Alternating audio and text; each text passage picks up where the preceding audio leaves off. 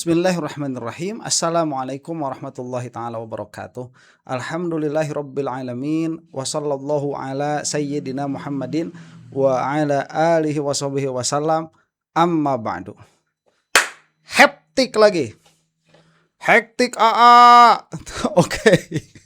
Hektik lagi. Waduh. Ini untuk membuka ya apa yang terjadi pada sidang kemarin. Kita harus sedikit panjang ingatan. Saya ingin membuka beberapa hal dari fakta yang terjadi kemarin ya, dari fakta. Karena faktanya banyak permasalahan. Nah, saya ingin fokus pada permasalahan ini dulu sekarang ya. Permasalahan apa? Kronologi awal sebagaimana dibacakan oleh jaksa. Karena mungkin sepertinya kronologi awal ini kan harus ada ya, supaya bisa ceritanya supaya bisa memberikan gambaran dulu kepada hakim kenapa ada sampai permasalahan di hadapan sang hakim yang mulia itu ya, mulia di dalam sidang ya. Kita di ruang publik equal ya, equal, kita sedang memakai ranah demokrasinya, bukan memakai ranah hukumnya. Nah, ini atas kira-kira lah begitu si hakim itu netral. Nah, atas kira-kira si hakim netral kan si hakim itu harus tahu ya ini sebetulnya permasalahan apa. Nah, karena itulah, karena jaksa yang menuntut dalam hal tindak pidana, maka jaksa yang harus menjelaskan. Dan dalam hal ini jaksa sudah menjelaskan proses awalnya. Awal bagaimana Jokowi itu bisa merasa tersakiti sesakit-sakitnya, merasa terhinakan sehina-hinanya, merasa terendahkan serendah-rendahnya. Nah, itu ada tuh.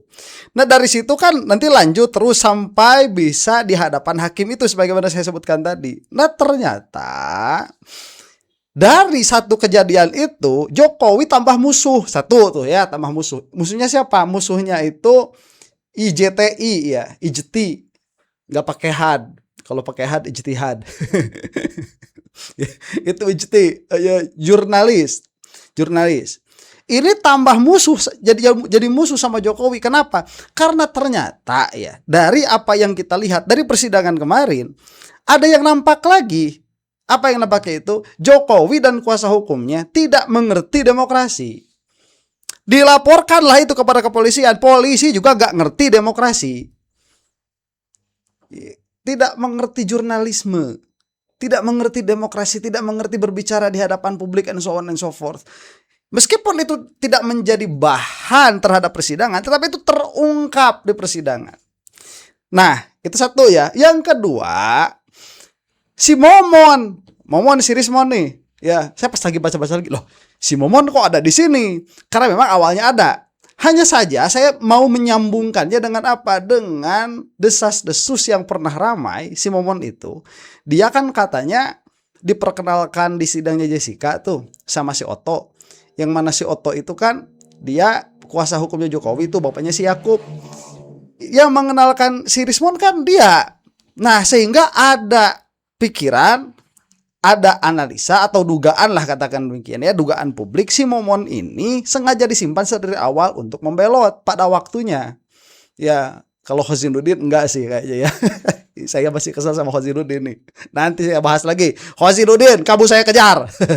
Ya, nanti itu. Baik.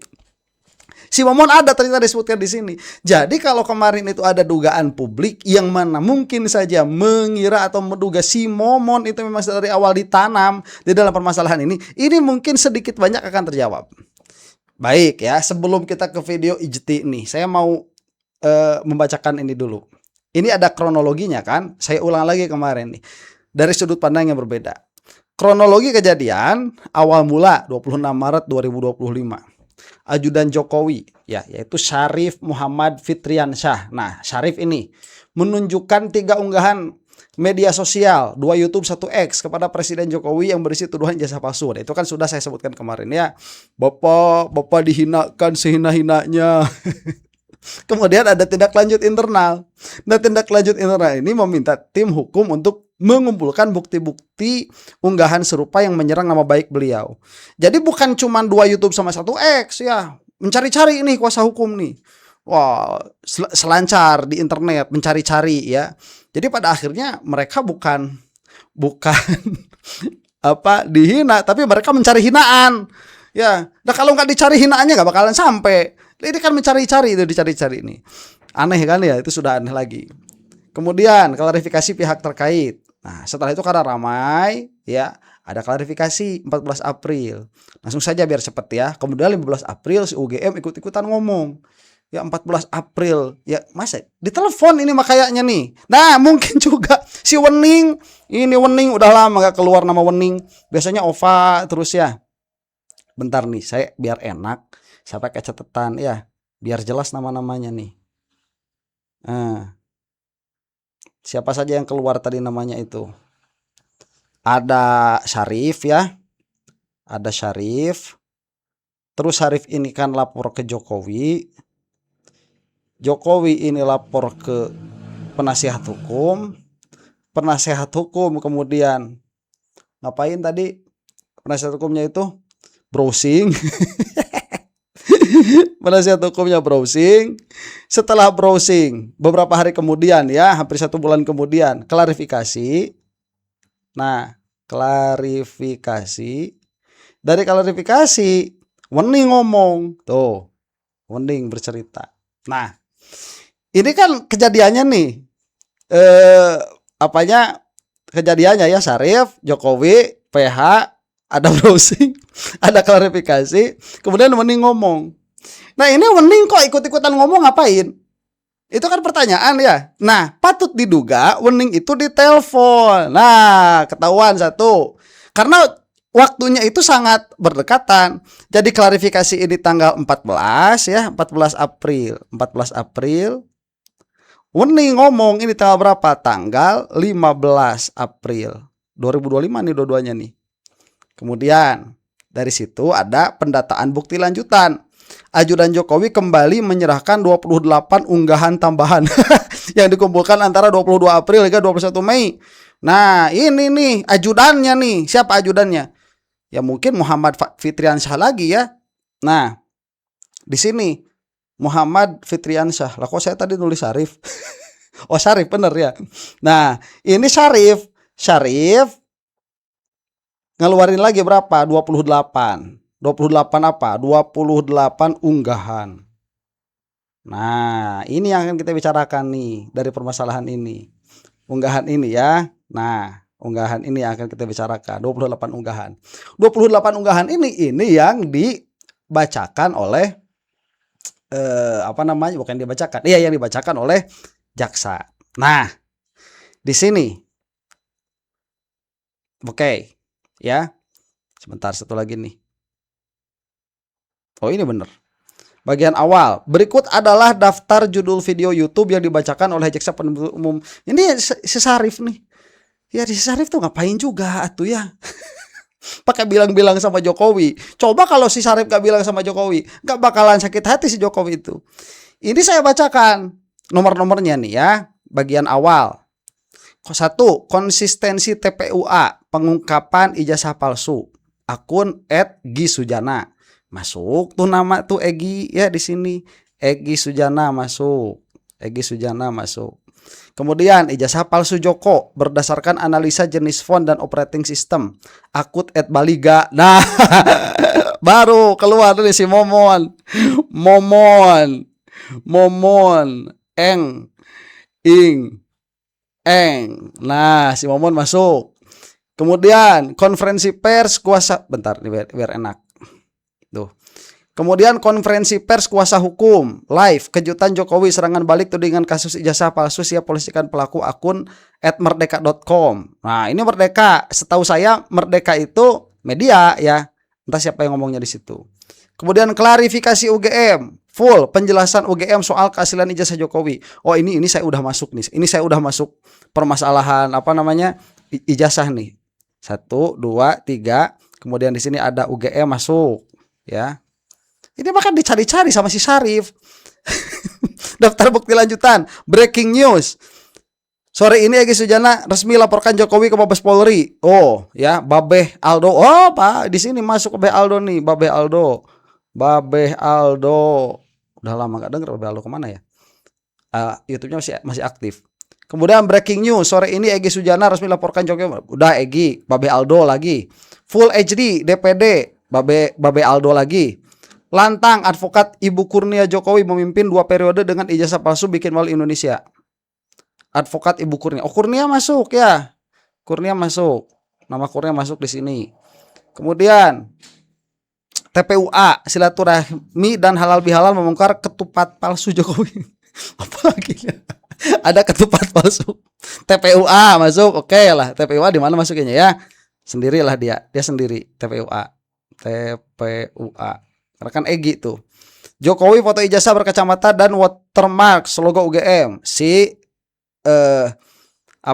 Momon lagi. Babak baru ijazah Jokowi langsung dari Mabes Polri bersama aktivis TPUA. Desakan TPUA isu Jana. Egy Sujana mungkin ya. Hasil uji forensik ungkap unsur pidana di kasus ijazah Sentana. Nah, masuk nih. Mikael masuk. Kemudian hasil uji forensik ungkap Sentana lagi nih ya. Roy Suryo masuk baru. Nih, Roy Suryo baru masuk di sini.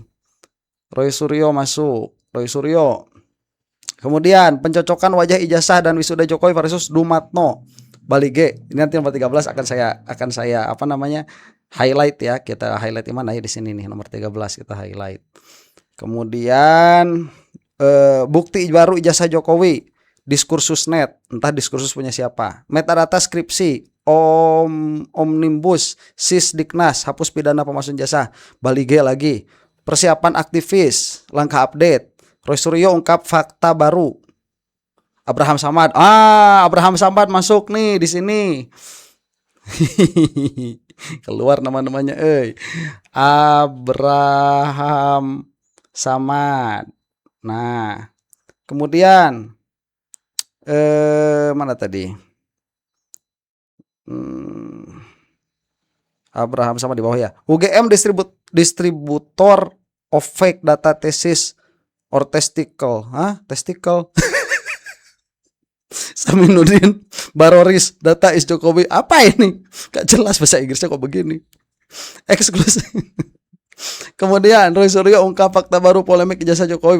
Roy Suryo masuk ya. UGM distributor of fake data. Oh, thesis. Testicle. Aduh, gimana sih ini? Ya, game ini. UGM distributor ya. Eksklusif Roy Suryo tunjukkan kejanggalan skripsi. Nah, rakyat bersuara nih masuk. Ya, rakyat bersuara masuk. Polemik asli atau palsu ijazah Jokowi, apa jadinya kalau terbukti palsu? ILC masuk. Nih, sampai ini nggak ada Dokter Tifa. Sampai sini nggak ada Dokter Tifa. Ya. Malah ada akun saya keluar. Nah, baik ya. Itu yang terlihat. Baik. Ini saya sudahi sampai sini ya. Ini saya matikan dulu biar ada. Nah. Ini ya. Kan nama-namanya sudah diinventarisir. Siapa yang menginventarisir ini? Ini orang ini nih, yang namanya si Sarif itu. Yang namanya si Sarif yang melaporkan 28 ini. Ya, 28 judul. Di sini Dokter Tifa mana? Saya tidak melihat. Mungkin di 23 ke sana, karena yang saya bacakan tadi 22 tuh. Katanya ini 28 unggahan ya. Nah, apakah ada atau tidak nanti akan saya cek lagi. Kalau tidak ada itu bisa saya jadikan judul mungkin ya. Di sini masuk mana si Momon Momon. Nah, Momon Enging-eng. Nah, Momon Enging-eng ini lah kok dimasukkan? Kenapa? Padahal kan nama yang lain juga ada yang masuk. Nah, disinilah ada kemungkinan memang si Momon ini sedari awal disimpan. Karena si Momon ini yang memasukkan nama-namanya siapa? Si Sarif, ajudannya Jokowi, itu yang memasukkan nama-nama ini nih. Jadi patut dicurigai memang kalau pada akhirnya kesininya si Momon ini ya, dia menjadi begitu kelakuannya. Dan sebelum ngomong ke situ si Momon ini nih, Enging-eng, memang dia itu dikenalkan oleh Otto, which happens to be si Otto itu adalah lawyernya Jokowi. Wajar ada kecurigaan itu. Nah, saya itu yang pertama ya. Oh, cocokologi. Ya emang cocok, mau gimana lagi? Ya, itu bisa diduga. Bukan patut, ya bisa diduga. Kemudian ini akan kita bicarakan juga nih. Siapa ini? Kalau Abraham Samad sudah lah ya. Egy udah jelas lah begitu. Ini nih Rakber sama ILC. Itu kan si Syarif gak ngerti bahwa ini orang sedang melakukan apa? Sedang melakukan bukan melakukan ya, sedang memakai hak konstitusionalnya. Berarti seharusnya hakim itu melihat ini orang nggak cakap, merasa tersakiti. Kenapa? Karena dia tidak bisa membedakan mana acara jurnalistik, mana penelitian, apalagi mana yang memang namanya memfitnah. Jadi tidak punya kecakapan. Seharusnya begitu ya. Kalau kita pura-puranya dulu, memang sidangnya itu apa? Adil, ya. Ya kalau dari awal sudah disetting mah susah. Nah makanya ada pihak yang marah yang mau kita bahas ini. Siapa? Ijti.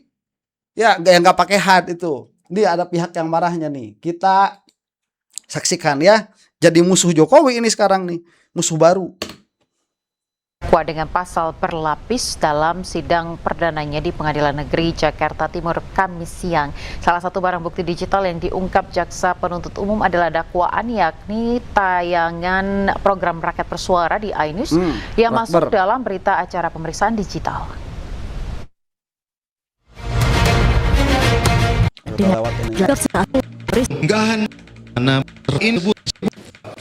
Dokter yang memasukkan tayangan program rakyat bersuara iNews TV sebagai materi dakwaan perkara pidana kasus ijazah Jokowi. Ijti menilai langkah tersebut berpotensi mengancam kebebasan pers dan menjadi contoh buruk bagi perlindungan karya jurnalistik di Indonesia. Nah, ya, jaksa itu mengumpulkan bukti di luar karya jurnalistik karena karya jurnalistik adalah ruang yang berbeda. Gitu bisa diberikan sebagai alat bukti, sebagai barang bukti di pengadilan. Ini akan sangat berbahaya sekali bagi pelindungan kemerdekaan pers di Indonesia. Ini akan menjadi sebuah presiden yang buruk. Besok lusa atau kapan-kapan lagi tidak akan ada narasumber lagi yang mau terbuka terhadap masyarakat atas informasi yang seharusnya mereka berikan kepada publik. Ini sangat berbahaya dalam jangka panjang. Ini akan merusak demokrasi. Kami kecewa atas dimasukkannya materi-materi karya jurnalistik sebagai bagian dari dakwaan dalam kasus sidang tersebut. Baik, sebentar ya. Bagi saya ini juga menjawab kenapa Aiman ke Solo. Dan kalau Anda nonton kemarin ya, Aiman waktu mewawancarai siapa itu? Mewawancarai Listio Sigit itu gesturnya juga nggak bagus. Masa ada jurnalis ya mewawancarai sambil gini-gini. Tonton sendiri, gini-gini nih dia. Iya Pak, ini bagaimana Pak ya? Saya kira-kira masa jurnalis itu kayak Najwa Shihab tuh sama Prabowo aja kan tegak begitu ya. Tegar tuh jurnalis. Aiman, ini Aiman ke Solo. Nah bisa jadi gara-gara itu, karena itu dimasukkan kan tadi tuh dari apa yang dilaporkan oleh si Syarif. Siapa juga si Syarif ini? Nah pada akhirnya kan keluar orang-orang yang memang diinjak lagi sama si Jokowi. Memang si Jokowi mungkin pada dirinya dia tidak menganggap akan ada orang terinjak seperti Ijti ini begitu ya. Dipikir karena dia kan nggak mikir si Jokowi mah. Kenyataannya ini mengusik sendi pilar demokrasi yang keempat. Apa itu? Ruang publik, yang mana di dalamnya salah satunya apa? Jurnalisme. Kita teruskan dulu sebentar lagi ya. Dan untuk membahas informasi selengkapnya pemirsa, kami telah terhubung dengan Ketua Masyarakat Hukum Pidana dan Kriminolog atau Mahupiki, Firman Wijaya. Ya, selamat sore Pak Firman. Selamat sore Mbak Aya. Iya, Pak Firman, dalam dakwaan Dr. Tifa yang mungkin Anda sudah mengetahui informasinya disebut tayangan program rakyat bersuara di iNews ini menjadi salah satu barang bukti digital. Menurut Anda seperti apa? Seperti apa tanggapan Anda, Pak? Ya, pertama saya tidak menanggapi kasusnya ya, tapi lebih ke standing karya jurnalistik. Jika karya jurnalistik ini kemudian dijadikan objek dalam perkara pidana ini, menurut saya tidak tepat. Ya, karena bagaimanapun ini karya jurnalistik yang tunduk pada undang-undang tersendiri, yaitu Undang-Undang Pers nomor 40. Kemudian instrumen Undang-Undang Pers sudah mengatur mekanisme jika dianggap ada pemuatan atau substansi pemberitaan atau karya jurnalistik yang dianggap merugikan orang lain. Nah, kalau ini dijadikan bahan atau bukti di dalam persidangan perkara pidana, menurut saya harus ada mekanisme yang dilewati dulu, yaitu mekanisme Dewan Pers. Karena memang sudah ada undang-undang yang existing untuk itu. Itu pertama. Kedua, pers itu kan di samping karya jurnalistik adalah medium publik. Jadi bagaimana mungkin ya medium publik ya sebagai ruang demokrasi kemudian menjadi objek tindak pidana. Kalau ini terjadi, sebenarnya ini menjadi presiden yang kurang baik. Karena bagaimanapun karya jurnalistik ya medium pers itu adalah wahana masyarakat, wahana komunikasi publik. Nah, yang penting sebenarnya melalui instrumen undang-undang pers sebenarnya bisa dilacak, bisa diuji. Kalau ada substansi ya pemberitaan yang dianggap merugikan, ada mekanismenya.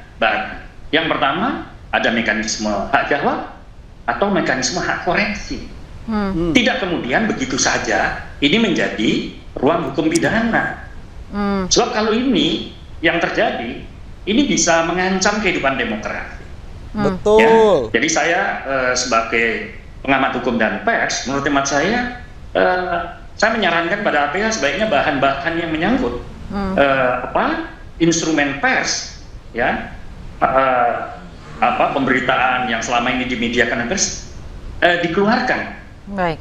Dari bahan-bahan atau alat bukti. Kan bisa digunakan alat bukti yang lain, ya, yang ada hubungannya atau directing langsung, ya, direct evidence langsung dengan objek perkara, misalnya ijazah, misalnya mekanisme persidangan skripsi, dokumen-dokumen lain, ya, alat bukti tertentu dan saksi-saksi yang ada hubungannya itu.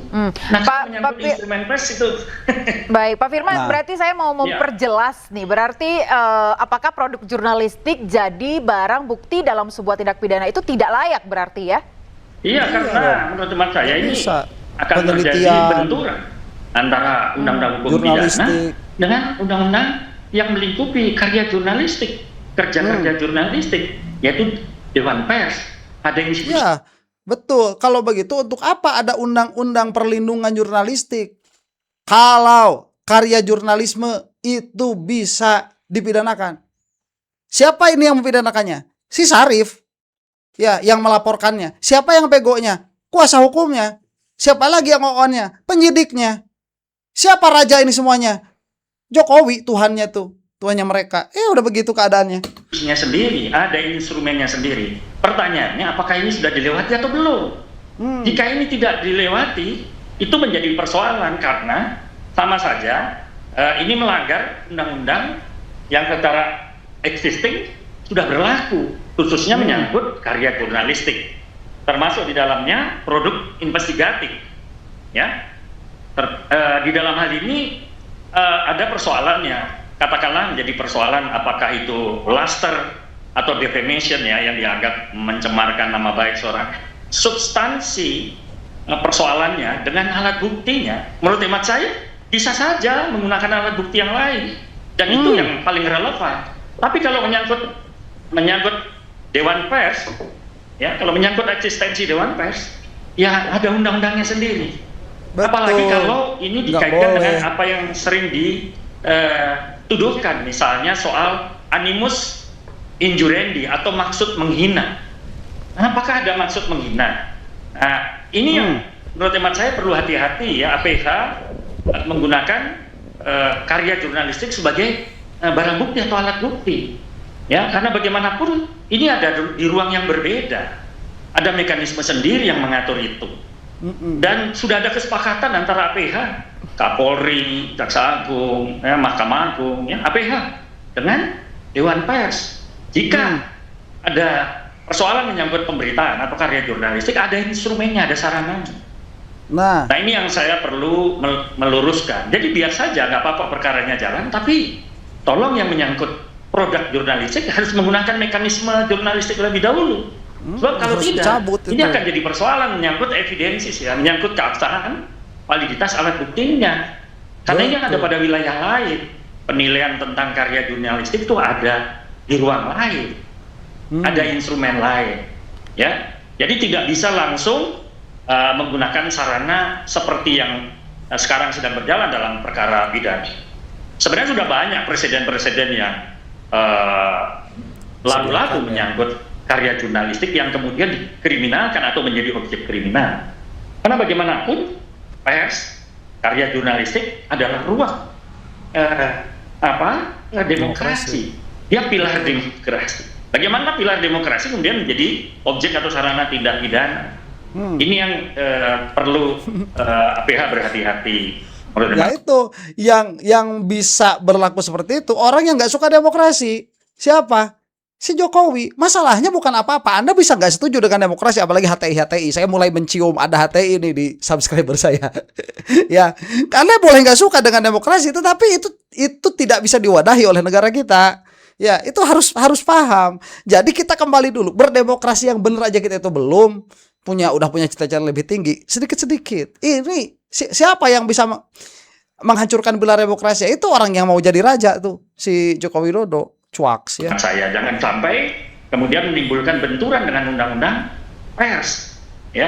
Karena pers juga memiliki hak, ya, termasuk jurnalis punya hak tolak ketika dia dimintai keterangan atau dimintai pertanggungjawaban di luar mekanisme undang-undang pers, ya. Karena undang-undang pers. Baik, sudah ya. Saya mau kesimpulan saja nih. Jadi ini dari tadi yang saya bacakan ya, mohon maaf agak lama. Ini kan sudah nih kronologinya ya. Yang mana 28 tadi itu judul YouTube, judul video yang mana itu bisa jadi adalah karya jurnalistik masuknya. Atau mengemukakan pendapat di hadapan umum. Jadi either way ya, malah bisa jadi yang ketiga penelitian ilmiah. Jadi dilihat dari segi manapun yang dilakukan oleh Dr. Tifa, kita sedang membicarakan Dr. Tifa di sini, jangan lupa ya. Apapun yang dilakukan itu bisa jadi karya jurnalistik atau kebebasan berpendapat atau satu lagi penelitian ilmiah, yang mana klaimnya Dr. Tifa itu adalah penelitian ilmiah. Terus yang aneh ini kok dimasukkan ke dalam pidana? Kenapa penyidik itu tidak melihat ini dari segi sebaliknya, kok malah ikut sama narasinya Jokowi? Akhirnya kan ketahuan dari sini nih, dari yang disebutkan tadi. Ini blunder sudah, tapi memang seharusnya disebutkan. Ya, blunder ini yang disebutkan tadi itu bukti bahwa polisi cuman mengikuti instruksinya Joko Widodo. Karena si Jokowi dari awal sudah sakit hati, dia nggak tahu pokoknya orang-orang yang disebutkan tadi di sini mereka itu harus diproses lah, katakanlah demikian ya. Itu yang diinginkan oleh si Jokowi. Nama-nama ini diinventarisir oleh siapa? Oleh si Syarif. Lah kan di sini ada siapa? Ada PH kan nih, ada penasihat hukum. Penasihat hukumnya juga OON. Lah kok tidak melihat itu sebagai karya jurnalistik dan lain sebagainya? Malah dilaporin kemana? Ke penyidik. Penyidik kan disebutkan di situ, tapi pasti ada kan, ini sudah ke persidangan. Penyidiknya juga OON, kok malah diteruskan sama jaksa. Kejaksaan juga OON, tambah OON lagi. Disebutkan di persidangan. Tapi memang harus begitu.